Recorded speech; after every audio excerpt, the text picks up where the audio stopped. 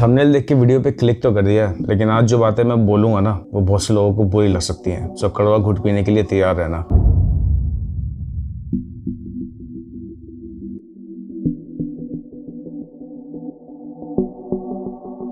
Doctors जो लोगों की जान बचाते हैं और जिनको भगवान का रूप भी बोला जाता है, जिन्होंने पैंडेमिक में 24 घंटे काम करके देश को कोरोना से लड़ने में मदद की,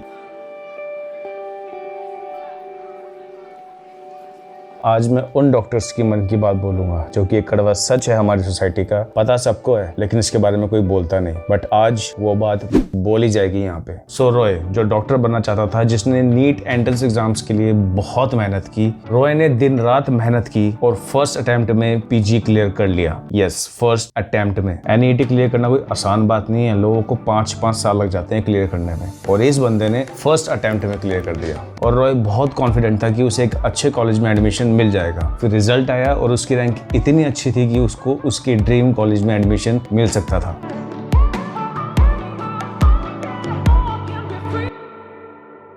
बट फिर आ गया ऑल इंडिया सीट मैट्रिक्स, और आपको पता है उसमें रिजर्वेशन कितनी थी? 64%। जी हाँ, 64%। इसका मतलब 100 में से सिर्फ 36 सीट्स बचे थे रॉय के लिए, और बाकी सब रिजर्व थे दूसरी कास्ट वालों के लिए। चाहे उसने 90% स्कोर किया हो, लेकिन सीट किसको मिली? जो रैंक में उससे 3 गुना पीछे था, उसी के बैच के लड़के को जिसकी रैंक उससे बहुत पीछे थी, उसको मिली सीट। अगर आपकी रैंक नंबर 1 भी होगी ना, तब भी एंट्री नहीं मिलेगी आपको कॉलेज में, because they are reserved for some caste. कम मार्क्स से पास होने वालों को सीट्स मिल जाती है, और उसके बाद उसमें से आधे तो फेल हो जाते हैं। Reserving seats waste. बट इसका मतलब ये नहीं है कि रिजर्व्ड कैटेगरी वाले अच्छे स्टूडेंट्स नहीं है। नो, मैं ऐसा नहीं कह रहा हूँ। देखो मैं समझाता हूँ। मान लो कैंडिडेट ए ने 99th रैंक स्कोर किया यूपीएससी में, और वो आईएएस ऑफिसर नहीं बन सका क्योंकि उसकी रैंक अच्छी नहीं थी। दूसरी तरफ कैंडिडेट बी ने 350 रैंक स्कोर किया और वो आईएएस ऑफिसर बन गया। लेकिन ऐसा क्यों? क्योंकि कैंडिडेट ए 99th रैंक वाला था जनरल कैटेगरी का, और कैंडिडेट बी 350 रैंक वाला था रिजर्व्ड कैटेगरी का। समझे? चलो एक और एग्जाम्पल देता हूँ। मान लो 2 इंजीनियर्स हैं, एक 95% से पास हुआ है और दूसरा 40% से पास हुआ है क्योंकि वो रिजर्व्ड कैटेगरी था। तो आप किसको ब्रिज बनाने के लिए दोगे? 95% वाले को या 40% वाले को? अब फील हुआ मैं क्या कह रहा हूँ? टॉप कॉलेजेस में जनरल कैटेगरी के लिए जगह ही नहीं है, चाहे आप टॉपर ही क्यों ना हो। ऑल इंडिया रैंक 8 फिर भी सीट नहीं मिली, ऑल इंडिया रैंक 3 फिर भी सीट नहीं मिली, ऑल इंडिया रैंक नंबर 2 फिर भी सीट नहीं मिली, बिकॉज ऑफ रिजर्वेशन पॉलिसी।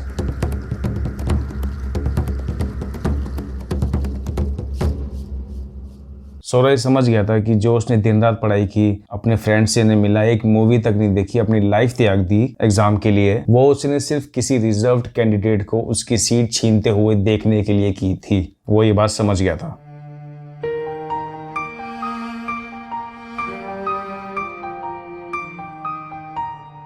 और फिर कहते हैं कि रिजर्वेशन से डिस्क्रिमिनेशन कम होगा। आप लोगों को अंदाजा भी है कि सीनियर्स कैसे ट्रीट करेंगे उन लोगों को जब उनको पता चलेगा कि ये 70,000 रैंक लेके रिजर्व्ड कैटेगरी से कॉलेज में एंटर हुआ है और वो सीनियर 800 रैंक लेके।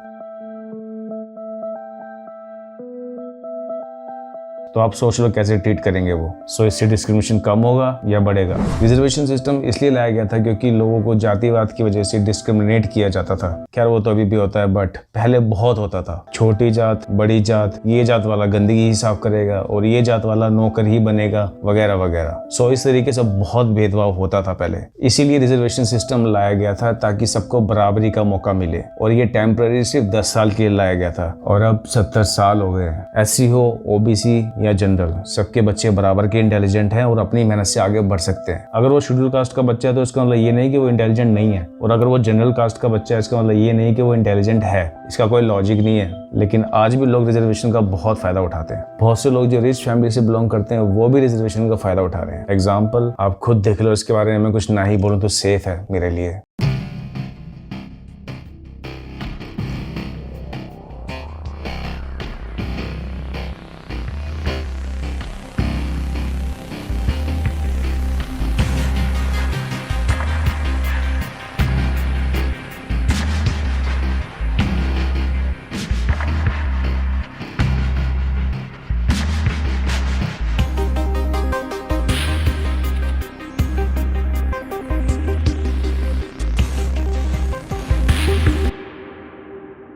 रिजर्वेशन के नाम पे सोसाइटी बटी हुई है हमारी, जो हकदार है उसको मिलना चाहिए, लेकिन गवर्नमेंट ऐसा करेगी नहीं क्योंकि ये उनका फिक्स्ड वोट बैंक है। बल्कि हो सकता है कि कल को सरकार 1-2 कैटेगरी और जोड़ दे वोट्स के लिए,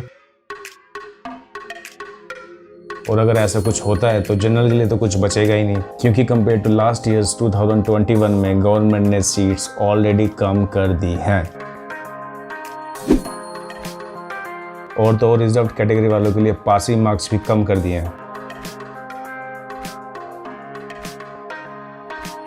मतलब इतनी ज्यादती, कुछ तो शर्म कर लो यार। जनरल कोटा में अच्छे रैंक से पास होने के बावजूद भी एस्पिरेंट्स नेक्स्ट ईयर की तैयारी करने लग जाते हैं, क्योंकि उनको पता है कोई 70,000 रैंक वाला आएगा और उनकी सीट ले जाएगा। और ये फैक्ट है बाय द वे, चाहो तो गूगल कर लो। ये तो थी डॉक्टर्स की दिल की बात। अब मैं बोलूंगा अपने दिल की बात। लेकिन उससे पहले क्विकली सब्सक्राइब कर दो, क्योंकि अब जो मैं बोलने वाला हूँ वो डेफिनेटली आप उससे रिलेट करोगे। मुझे समझ नहीं आता हम किस सोसाइटी में रहते हैं जहाँ बोलते हैं भेदभाव मत करो, कोई छोटा बड़ा नहीं होता, लेकिन कास्ट सर्टिफिकेट लेके कॉलेज के काउंटर पे हम सबसे पहले पहुंच जाते हैं एडमिशन के लिए। जो 95% स्कोर करते हैं, जो बहुत अच्छे डॉक्टर बनने के लायक हैं, उनको कॉलेज में एडमिशन नहीं मिलता। जो पासिंग मार्क्स लेके बस एक सर्टिफिकेट दिखा देते हैं, उनको MBBS में एंट्री मिल जाती है।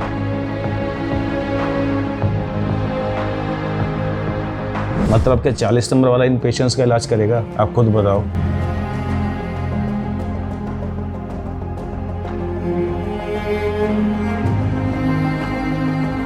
फिर लोग बोलते हैं हमारे देश के डॉक्टर्स अच्छे नहीं हैं, हेल्थ केयर सिस्टम को गाली देते हैं। कहाँ से होंगे भाई, जब टैलेंट की कोई कदर ही नहीं है और डिस्क्रिमिनेशन इतना ज़्यादा है, तो डॉक्टर्स तो दूसरे देश में जाएंगे ही। और क्यों ना जाएं, उन्होंने इतनी मेहनत इसलिए थोड़ी ना की थी कि एक रिजर्वेशन की वजह से उनका करियर खराब हो जाए।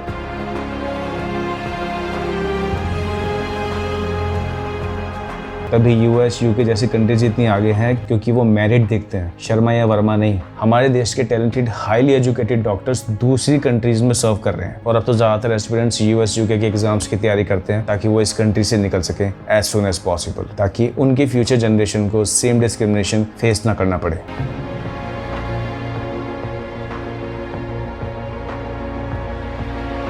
उनको वहाँ पे वो रिस्पेक्ट, वो लाइफ मिल रही है जो वो इंडिया से उम्मीद लगा के बैठे थे। लेकिन हमारा तो जाति पाति ही नहीं खत्म होता।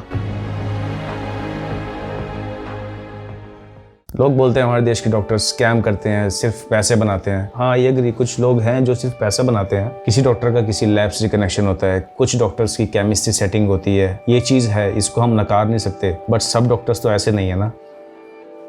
लोग बोलते हैं हमारे देश में अच्छे डॉक्टर्स नहीं हैं। नहीं, ऐसा नहीं है, हमारे देश में अच्छे डॉक्टर्स हैं। आधे बाहर चले जाते हैं, वो बात अलग है, बट हैं। इंडियन डॉक्टर्स पे बहुत ज़्यादा वर्कलोड होता है। जो मशीन्स टेक्नोलॉजी गवर्नमेंट प्रोवाइड करती है, उसी में उनको बेस्ट परफॉर्म करना पड़ता है। और लैक ऑफ टेक्नोलॉजी के लिए हम गवर्नमेंट को भी ब्लेम नहीं कर सकते, क्योंकि ह्यूज पॉपुलेशन को रोजाना इलाज मिलता है कम से कम दाम में। पेंडेमिक में 48 घंटे 72 घंटे डॉक्टर्स ने काम किया। 10-10 दिन तक अपने घर नहीं गए हैं वो लोग। आपकी आंखों में आंसू आ रहा है। जैसे मुझे अपने पेरेंट्स याद आ गए, जिनसे मैं काफ़ी टाइम से नहीं मिली हूँ।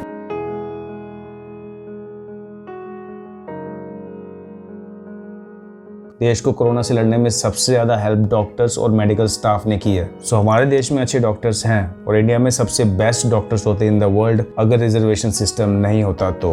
बस ये देख के दुख होता है कि हमारे देश में इतने टैलेंटेड इंटेलिजेंट स्टूडेंट्स हैं, लेकिन रिजर्वेशन सिस्टम उनका हक छीन लेता है। इसलिए उनको दूसरी कंट्रीज में जाके सर्व करना पड़ता है, क्योंकि हमारे देश में इंटेलिजेंस, हार्डवर्क, टैलेंट मायने नहीं रखते। मायने रखते हैं तो कास्ट।